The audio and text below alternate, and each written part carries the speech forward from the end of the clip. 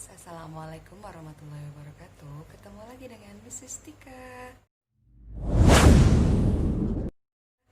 Ya, kali ini kita akan belajar mengenai kelas-kelas dalam vertebrata. Untuk dukung saya, jangan lupa klik subscribe dan tombol loncengnya dulu ya guys. Oke, kita akan mulai membahas tentang kelas-kelas dalam vertebrata.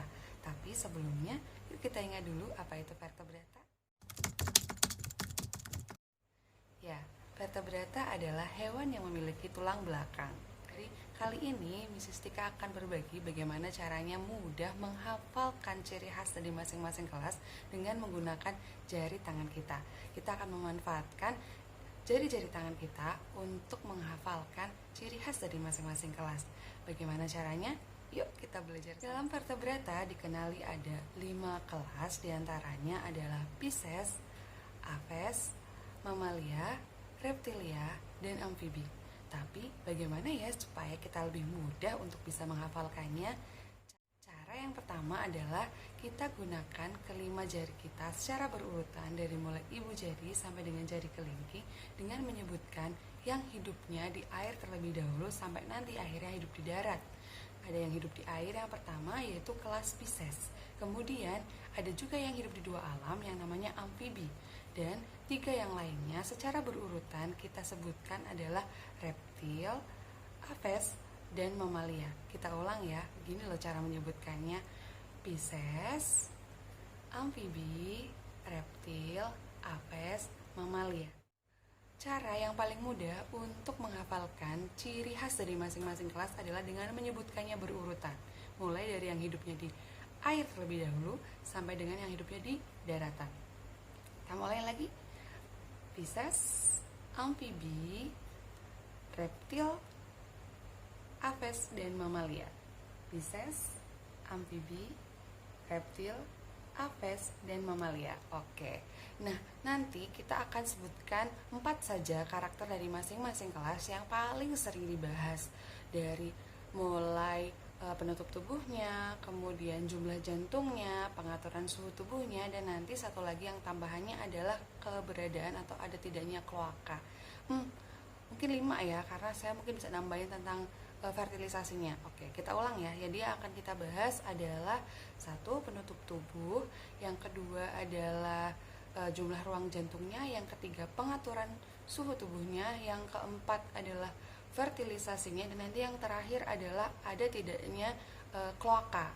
Apa itu kloaka ya nanti kita bahas. Kita mulai ya, kita mulai dari penutup tubuh. Jadi ingat kita sebutinnya urut tadi ya, dari Pisces sampai nanti mamalia. Pisces, amfibi, reptil, aves, mamalia. Di bagian yang pertama, ciri yang pertama yaitu ciri tentang penutup tubuh. Mulai dari Pisces. Pisces itu memiliki kulit licin yang bersisik.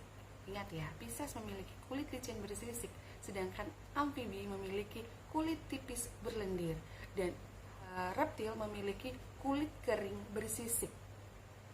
Hati-hati ya, Pisces kulit licin bersisik, kemudian ada amfibi kulit tipis berlendir, dan yang tengah adalah reptil, ini adalah kulit kering bersisik. Kemudian kita lanjut ke aves, itu ada bulu, dan terakhir mamalia rambut. Kita ulangi bagian yang pertama. Ciri yang pertama adalah penutup tubuh. Kulit licin bersisik, kulit tipis berlendir, kulit kering bersisik, bulu, dan rambut. Oke, itu bagian yang pertama yaitu penutup tubuh. Yang kedua adalah jumlah ruang jantungnya. Gampang banget nih guys. Kalau kita ngafalin satu-satu mungkin jadi agak-agak ketukar-tukar. Tapi kalau kita langsung satu set 5-5-nya kita hafalin, itu akan lebih mudah. Jadi untuk yang di ruang jantung itu ada 2, 3, 4. Dan khusus untuk yang di tengah itu adalah 4 dengan katup yang tidak sempurna. Ingat ya, menyebutkannya harus berurutan dari Pisces sampai mamalia.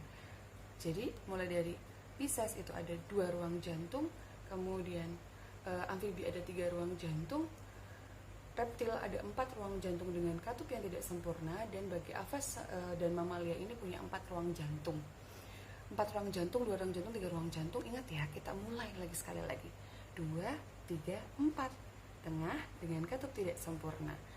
ruang jantungnya itu kalau yang 2 itu berarti hanya punya 1 serambi 1 bilik, kalau yang 3 punya 2 serambi 1 bilik, sedangkan yang 4 berarti ya punya 2 serambi 2 bilik. Nah, kalau ruang jantungnya itu jumlahnya di bawah 4, itu artinya di bagian bilik itu kan masih ada kemungkinan bercampurnya antara darah kayak oksigen dan darah miskin oksigen. Nah, karena ini biasanya adalah hewan-hewan yang akhirnya tidak punya pengaturan suhu tubuh. Jadi next ciri yang akan kita hafalin adalah tentang pengaturan suhu tubuh. Ingat ya, ada 2 macam nih, ada Poikilotherum dan Homoitherum. Kalau Poikilotherum itu adalah hewan berdarah dingin yang artinya nggak punya pengaturan suhu tubuh, sedangkan Homoitherum adalah hewan-hewan berdarah panas yang memiliki pengaturan suhu tubuh. Contoh sederhana nih, kayak misalnya ular itu Poikilotherum, tidak punya pengaturan suhu tubuh, makanya kalau dia kepanasan dia harus berendam di air yang biasa disediakan sama pemeliharanya gitu. Jadi kalau kalian main ke kebun binatang terus lihat ada bak-bak berisi air, itu bukan buat mandi ya guys, bukan buat mandi si ularnya, tapi kalau ularnya kepanasan dia akan berendam di dalam air. Sedangkan kalau kayak kita manusia, kita kepanasan, tubuh kita akan meregulasi untuk mengeluarkan keringat gitu. Ingat ya, ada Poikilotherum berdarah dingin dan Homoitherum berdarah panas. Dan untuk ini si 5 kelas dari vertebrata ini cara ngapalinnya gampang banget guys. Poikilotherum, Poikilotherum, Poikilotherum, Homoitherum, Poikilotherum, Homoitherum. Coba sekarang berarti yang sifatnya berdarah dingin yang mana? Betul ya, yang 3 pertama yang berdarah dingin ya, ada Pisces, ada amfibi dan reptil. Sedangkan 2 yang terakhir yaitu mamalia dan aves dan mamalia ini punya darah panas. Kita udah sebutin 3 ya, sudah penutup tubuh, sudah jumlah jantung, kemudian sudah pengaturan suhu tubuh. Nextnya adalah fertilisasi. Fertilisasi pada kelima kelas ini ada yang internal, ada yang eksternal. Apa saja yang masuk yang internal dan apa saja yang masuk eksternal? Ciri yang keempat adalah tentang fertilisasinya. Dari 5 kelas dari vertebrata ini, 2 diantaranya itu eksternal, sedangkan 3 yang terakhir itu internal. Eksternal, internal, eksternal, internal. Pisces dan amfibi ini fertilisasinya eksternal, sedangkan yang 3 terakhir adalah fertilisasinya internal. Reptil, aves, mamalia fertilisasinya internal ya guys. Oke, itu adalah yang kloaka. Ciri yang kelima, yang terakhir adalah kloaka. Apa sih itu kloaka? Kloaka itu adalah lubang muara dari 3 saluran. Saluran ekskresi, saluran digesti, dan saluran reproduksi. Ini dari 5 kelas pada vertebrata itu 3 diantaranya itu punya kloaka, sedangkan yang 2 itu tidak. Jadi yang punya kloaka adalah amfibi, reptil, sama aves, sedangkan Pisces sama mamalia itu nggak punya yang namanya kloaka. Ulangi ya, kloaka itu adalah muara dari 3 saluran, jadi hanya punya 1 lubang, baik untuk berkemih, untuk mengeluarkan kotoran, juga untuk bereproduksi. Ini dari 5 kelas vertebrata hanya 3 yang punya, yaitu adalah amfibi, reptil, dan aves, sedangkan Pisces dan mamalia itu nggak punya. Itu guys, tadi ciri-ciri dari 5 kelas vertebrata yang kita pelajari hanya menggunakan kelima jari kita saja, tentang penutup tubuh, kemudian ada ruang jantung, pengaturan suhu tubuh, terus yang berikutnya adalah tentang fertilisasi, dan yang terakhir adalah tentang keberadaan kloaka. Kita ulang 1 kali lagi. Mulai dari penutup tubuh nih. Kulit licin bersisik, kemudian kulit tipis berlendir, kulit kering bersisik, bulu, dan rambut. 2 ruang jantung, 3 ruang jantung, 4 ruang jantung dengan sekat tidak sempurna, 4 ruang jantung, 4 ruang jantung. Poikilotherum, Homoitherum.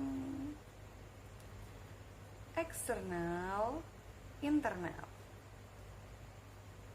Kloaka, tidak punya kloaka. Oke guys, begitulah cara mudah untuk bisa membedakan 5 kelas dalam vertebrata. Terima kasih. Sampai ketemu pada video selanjutnya. Bye. Assalamualaikum.